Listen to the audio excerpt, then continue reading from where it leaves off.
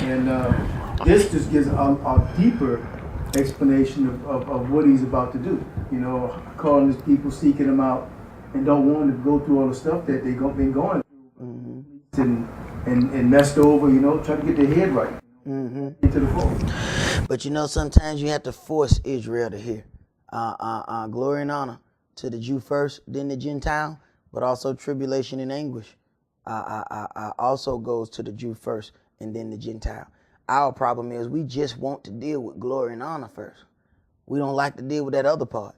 But you're going to deal with this tribulation and anguish before you get to the glory and honor. But all we want to talk about is glory and honor. When you deal with all this stuff that you hear said by Hebrew Israelites, all it is glory and honor. Glory and honor. Oh, I'm a Jew. I'm glory. And they're going to kiss my feet. Look, have you considered what you're going to have to go through before that happens? Verse 20. Therefore it says, Yahweh Elohim unto them, behold, even I will judge between fat cattle and between lean cattle, because you have thrust with side and with shoulder, and pushed all the disease with your horns, till you have scattered them abroad. Therefore will I save my flock, and they shall no more be a prey, and I will judge between cattle and cattle. And I will set up one shepherd over them, and he shall feed them, even my servant Dawid. He shall feed them, and he shall be their shepherd. So Yahweh is going to raise up Dawid, and he shall be their shepherd. Now imagine that, because according to what's written, the most popular verse known to man is John 3:16. For God so loved the world that he gave his only begotten son. 3 verses in front of that, it says for that no man has entered into heaven dealing with except he that came from heaven. Now here it is, Dawid, who Yahweh said he was going to raise up. This brother did not go to heaven. But let all these people tell it, Big Mama in heaven. And tell somebody that Big Mama ain't in heaven, you don't get punched in your kisser. You can believe that. So if you're going to tell somebody that amount of truth, I advise you to take 2 steps back. Verse 24. And I, Yahweh, will be their Elohim, and my servant Dawid a prince among them. I, Yahweh, have spoken it. So Dawid going to be the shepherd, but then he going to be the prince. So we know who the king is. And I will make with them a covenant of peace, and will cause the evil beast to cease out of the land.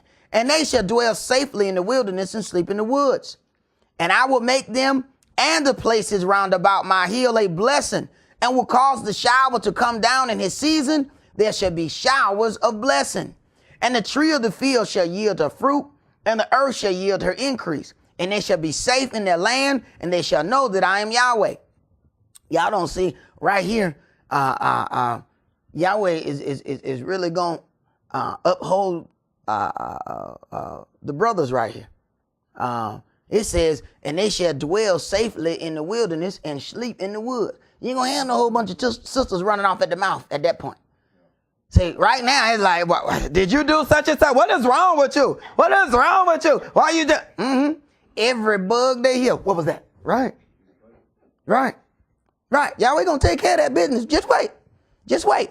Because that Willie Lynch syndrome has turned our households upside down. And it has been taught from generation to generation. So the women have been taught to become strong, and the men have been taught to be weak and you know, let them run everything. But then when you come into this word and realize that everything that you learned was backwards, it sometimes becomes a problem when the man wants to do what's written in this book and be the head of his house. A lot of times that's when you run into problems, because people have had power for so long, they ain't willing to give it up. So Yahweh gonna have to take it. When I have broken the bands of their yoke and delivered them out of the hand of those that served themselves of them. Verse 28. And there shall no more be a prey to the heathen, neither shall the beasts of the land devour them, but they shall dwell safely, and none shall make them afraid. And I will raise up for them a plant of renown, and they shall be no more consumed with hunger in the land, neither bear the shame of the heathen anymore. Thus shall they know that I, Yahweh, their Elohim, am with them, and that they, even the house of Israel, are my people, says Yahweh Elohim. And you, my flock, The flock of my pasture are men, and I am your Elohim, says Yahweh Elohim. Isaiah chapter 10. Isaiah chapter 10 and verses 16. Isaiah 10 and verse 16 through 11 and verse 16. 10 and 16 through 11 and 16. You know, all this big talk about being Israel. Nobody's dealing with the fact that Yahweh is only dealing with a remnant of Israel. Just because you're Israel don't mean nothing. So you're going to start at verse 16? Yep, 10 and verse 16 through 11 and 16.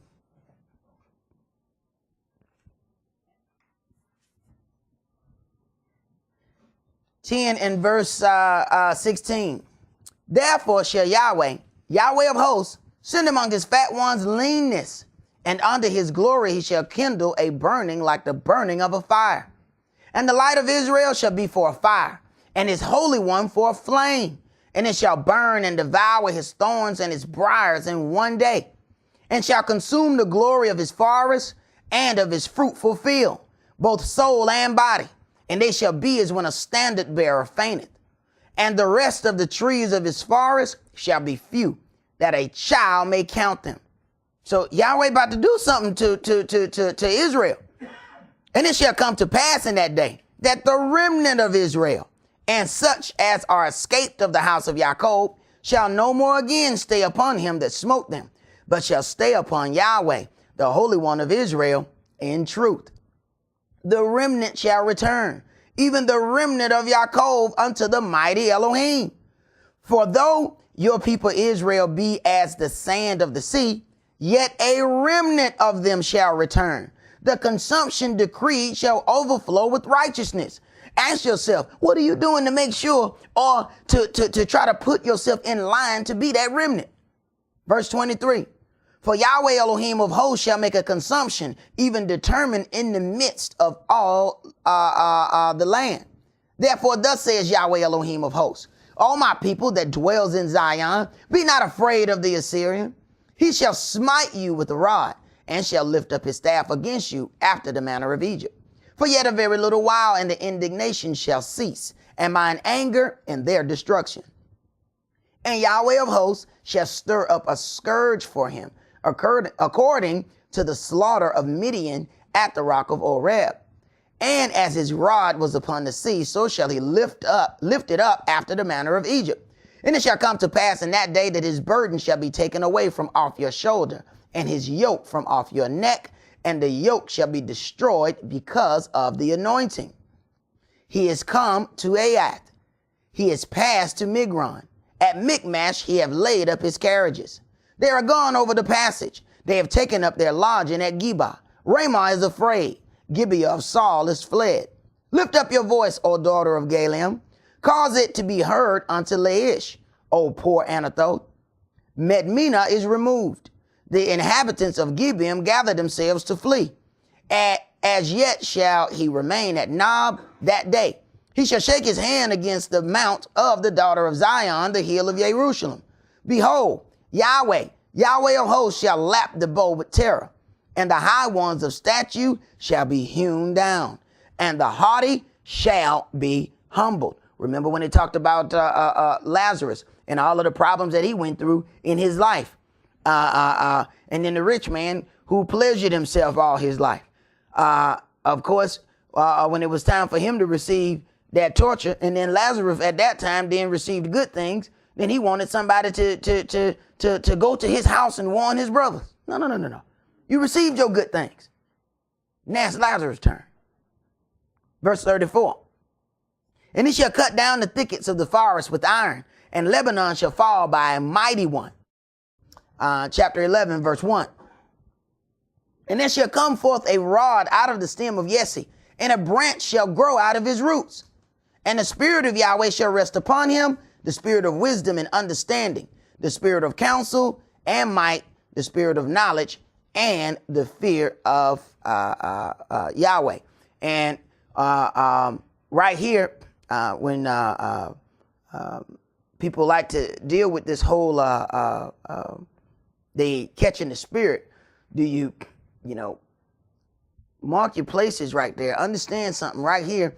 It's talking about these 7 spirits, and the spirit of Yahweh shall rest upon him. The spirit of Yahweh shall rest upon him. The spirit of wisdom, the spirit of understanding, the spirit of counsel, the spirit of might, the spirit of knowledge, and the spirit of fear of Yahweh.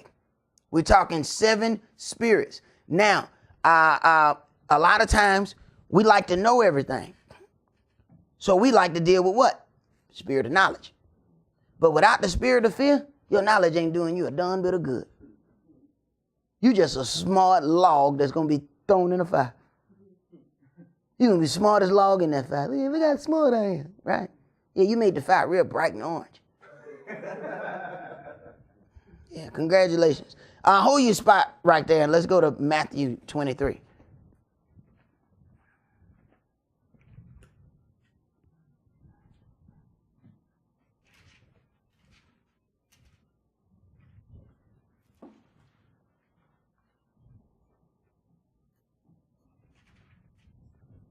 For this reason, you have to be careful about those that have knowledge. They will entice you with their knowledge and may even woo you with that knowledge. You excited about that knowledge. But then you find out that they don't have the spirit of fear.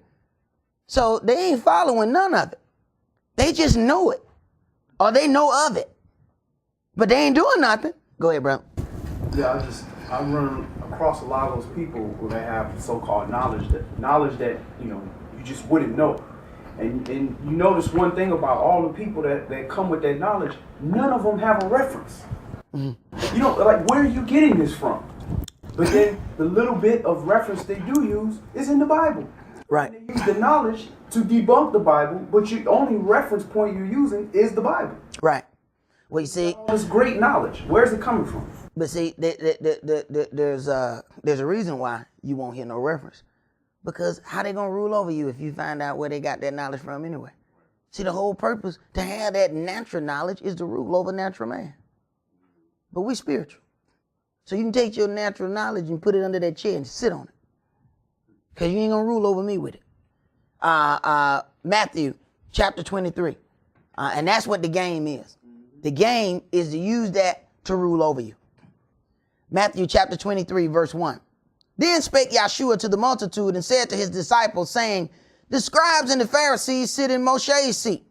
All therefore whatsoever they bid you observe, that observe and do, but do not you after their works, for they say and do not. They had knowledge. Hey man, they the rulers of the temple. The Pharisees and the Sadducees are in charge of everything. You can't do nothing in that temple without them. They can tell you all the good, everything left and right. They ain't gonna do none of it, but they can tell you about it. Right. Verse 4. For they bind heavy burdens and grievous to be borne. So we see what they did not have then, right? They didn't have what spirit? There you go. They lack the spirit of fear. The spirit of fear causes you when you read this word and say, oh man, I need to be baptized. I'm going to get my baptism. Oh man, this word say I need to keep the Sabbath day. I'm going to keep the Sabbath day. That spirit of fear causing you to walk according to thus says Yahweh. See? Without the spirit of fear, you just be like, man, that was a good sermon today. Ooh, boy. Yeah. And that's it. So what about the stuff that was said? Well, it was just good to hear. Right. Right. You got knowledge now. But it ain't going to do you a darn but a good. Verse 4. For they bind heavy burdens and grievous to be borne and lay them on men's shoulders, but they themselves will not move them with one of their fingers. But all their works they do for to be seen of men. They make broad their phylacteries and enlarge the borders of their garments, and love the uppermost rooms at feasts and the chief seats in the synagogues, and greetings in the markets, and to be called of men rabbi, rabbi. But be not you called rabbi, for one is your master, even the Mashiach, and all you are brethren. And call no man your father upon the earth, for one is your Father which is in heaven. Now consider all of the situations where the people have glorified men over them. You notice that they all call him Father, the same thing. All right, you got Pope, which means Papa. You know, listen to some of the other people. Even the New Wabians called the dude what? Pops, right? Then you got when people were talking about Ben and me, brother was talking to elder one day and said, "Yeah, man, I was speaking to the Father." Who's Father? Who you calling Father? Right. All of those big situations, once that person get a certain level, they give him a title whereby he can be worshipped. And even within the Christian church, the brother that was in the last scandal, the brother had the people calling him Daddy. The very people he was molesting and all that, what they call him? Daddy. Right. Verse 10.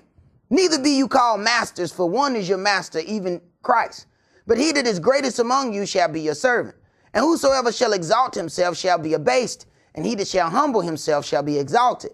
But woe unto you, scribes and Pharisees, hypocrites, for you shut up the kingdom of heaven against men, for you neither go in yourselves, neither suffer them that are entering to go in.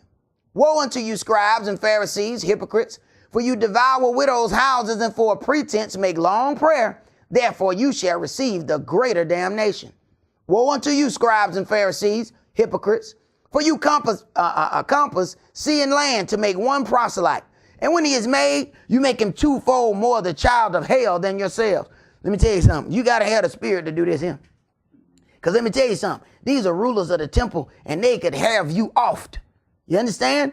The people would just kill you on GP dealing with them. One of the brothers just said something out of the way to a priest, and I think it was Saul, and they slapped him right in the mouth. Bah! Man, don't you know you can't talk to him? He said, man, my bad. I didn't even know he was the high priest. They had certain rules, man. You don't just open your mouth to the high priest like that. And Yahshua going in. As the kids would say, he going ham. Right. He going in. This right here can get you killed, boy. Verse 16. Woe unto you, you blind guides, which say, whosoever shall swear by the temple, it is nothing. But whosoever shall swear by the gold of the temple, he is debtor. You fools and blind, for whether is greater, the gold or the temple that sanctifies the gold? And whosoever shall swear by the altar, it is nothing. But whosoever sweareth by the gift that is upon it, he is guilty. You fools and blind, for whether is greater, the gift or the altar that sanctifies the gift? Whosoever therefore shall swear by the altar, sweareth by it, and by all things thereon. And I think I went too far anyway. I think I was trying to go that far, was I? Yeah. Whosoever therefore shall swear by the altar swears by it, and by all things thereon. And whosoever shall swear by the temple swears by it, and by him that dwelleth therein. And he that shall swear by heaven swears by the throne of Elohim, and by him that sits thereon. Woe unto you, scribes and Pharisees, hypocrites, for you pay tithe of mint and anise and cumin, and have omitted the weightier matters of the law, judgment, mercy, and faith. These ought you to have done, and not to leave the other undone. And we know that the only law that is preached in most congregations is the law of tithing. It has become the 11th commandment. It is the only thing that is preached. Out of all the other things, the one that is pushed forward the most is tithing. They tell you how the Lord loves a cheerful giver, and they have made merchandise of the people in a major way. Verse 24, you blind guides which strain at a gnat and swallow a camel. Woe unto you, scribes and Pharisees, hypocrites, for you make clean the outside of the cup and of the platter, but within they are full of extortion and excess.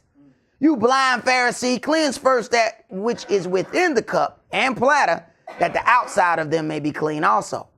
Woe unto you, scribes and Pharisees, hypocrites, for you are like unto whited sepulchres, which indeed appear beautiful outward, but are within full of dead men's bones and of all uncleanness. And it tells you dead men's bones and all uncleanness. The Catholic Church is so-called built on the dead body of Peter. The church itself has these grottos, all these things up under it. Those are dead bodies under there. They got dead people under the church. Dead man's bones are under the foundation of the church. You ain't even supposed to take dead bodies in a church, much less them just being there and you built it on the church. You built the church on the dead people. Right. Verse 28. Even so you also outwardly appear righteous unto men, but within you are full of hypocrisy and iniquity. Woe unto you, scribes and Pharisees, hypocrites, because you build the tombs of the prophets and garnish the sepulchres of the righteous, and say, if we had been in the days of our fathers, we would not have been partakers with them in the blood of the prophets. And we look at that situations. A lot of us say that if we had been in the days of Yahshua, we would not have persecuted him. But we have to look at them, those situations. Everybody coming against it. We talking a preacher of righteousness, but having no church, having no robe, no power, just speaking righteousness. And all of a sudden, the whole city turned against him to kill him. You gonna step away or you gonna speak up for him? Right. You speak up for him, the people might throw you in there too. And we ain't into that suffering thing. Verse 31. Wherefore you be witnesses unto yourselves that you are the children of them which killed the prophets. Fill you up then the measure of your fathers, you serpents, you generation of vipers. How can you escape the damnation of hell? Wherefore, behold, I send unto you prophets and wise men and scribes, and some of them you shall kill and crucify, and some of them shall you scourge in your synagogues and persecute them from city to city. And some of us have already felt that. We've been scourged in synagogues from trying to do works in purity to Yahweh. And people say, no, that's too good. You can't do that here. No. If you can lower that down, lower your standards a little bit, make that stuff not look so good, then you can stay here. Right. That upon you may come all the righteous blood shed upon the earth, from the blood of righteous Abel unto the blood of Zacharias, son of Berechias, whom you slew between the temple and the altar. Verily I say unto you, all these things shall come upon this generation. O Jerusalem, Jerusalem, you that killed the prophets and stoneth them which are sent unto you. How often would I have gathered your children together, even as a hen gathers her chickens under her wings, and you would not? Behold, your house is left unto you desolate. For I say unto you, you shall not see me henceforth, till you shall say, blessed is he that comes in the name of Yahweh.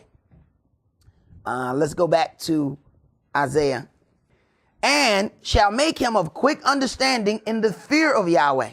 And he shall not judge after the sight of his eyes, neither reprove after the hearing of his ears.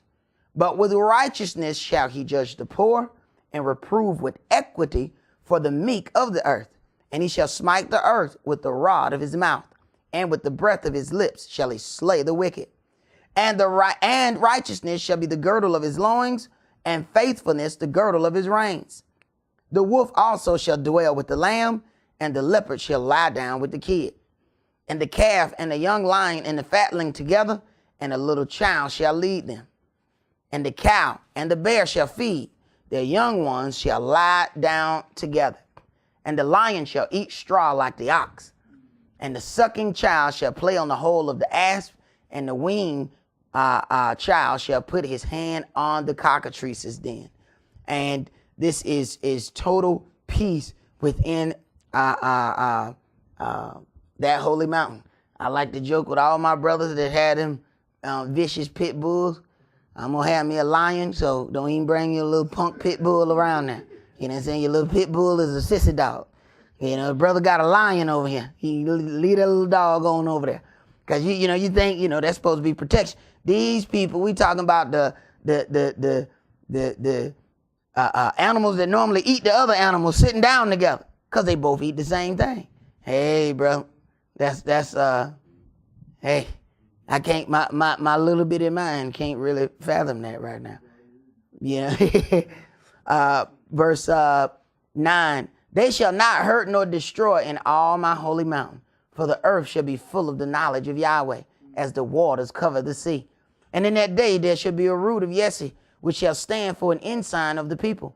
To it shall the Gentiles seek, and his rest shall be glorious. Now, who are these people that's saying, Israel, that the Gentiles going to be cut off and such? Yahweh still have a place for them. So the Hebrew Israelites that's teaching that are not fully dealing with the word as it is written. And it shall come to pass in that day that Yahweh shall set his hand again the second time to recover the remnant of his people. If they already in their land, why he got to recover them? Which shall be left from Assyria and from Egypt and from Pathros and from Cush and from Elam and from Shinar and from Hamath and from the islands of the sea. And he shall set up an ensign for the nations and shall assemble the outcasts of Israel and gather together the dispersed of Judah from the four corners of the earth. Understand that this is the glorious kingdom that we're talking about. So understand these things have not happened yet. People telling you not to read the Old Testament. These are things in the Old Testament and they have not taken place. Verse 13, the envy also of Ephraim shall depart, and the adversaries of Yehudah shall be cut off. Ephraim shall not envy Yehudah, and Yehudah shall not vex Ephraim. But they shall fly upon the shoulders of the Philistines toward the west. They shall spoil them of the east together. They shall lay their hand upon Edom and Moab, and the children of Oman shall obey them. Now understand how serious this is. Moab and Ammon even owed their existence to our people. If Abraham wouldn't have went and got them, they was just as dead as all get out. They wouldn't have never been. First of all, Yahweh didn't even tell Abraham to even bring Lot. But Lot was, even at that, would have been killed off in that same situation, being in Sodom and Gomorrah. It was because of Abraham. And then who you got vexing? His people. Right. His little strange boys. His little boys that come from the daddy sleeping with the daughter. That's where they come from. Yeah. So they loco ono. So, right. Their whole existence is owed to the children of Israel. But they totally keep vexing us. And Yahweh gonna deal with that. Verse 15, and Yahweh shall utterly destroy the tongue of the Egyptian sea, and with his mighty wind shall he shake his hand over the river, and shall smite it into 7 streams, and make men go over dry shod. And there shall be a highway for the remnant of his people, which shall be left from Assyria, like as it was to Israel in the day that he came up out of the land of Egypt. 1 Kings chapter 18, and we're going to start at verse 1. And it came to pass after many days that the word of Yahweh came to Elijah in the 3rd year, saying, go show yourself unto Ahab, and I will send rain upon the earth. And Elijah went to show himself unto Ahab, and there was a sore famine in Samaria. And Ahab called Obadiah, which was the governor of his house. Now Obadiah feared Yahweh greatly, for it was so, when Jezebel cut off the prophets of Yahweh, that Obadiah took 100 prophets and hid them by 50 in a cave, and fed them with bread and water. And Ahab said unto Obadiah, go into the land unto all fountains of water, and unto all brooks. Peradventure we may find grass to save the horses and mules alive, that we lose not all the beasts. So they divided the land between them to pass throughout it. Ahab went one way by himself, and Obadiah went another way by himself. And as Obadiah was in the way, behold, Elijah met him, and he knew him, and fell on his face and said, "Are you my master Elijah?" Now,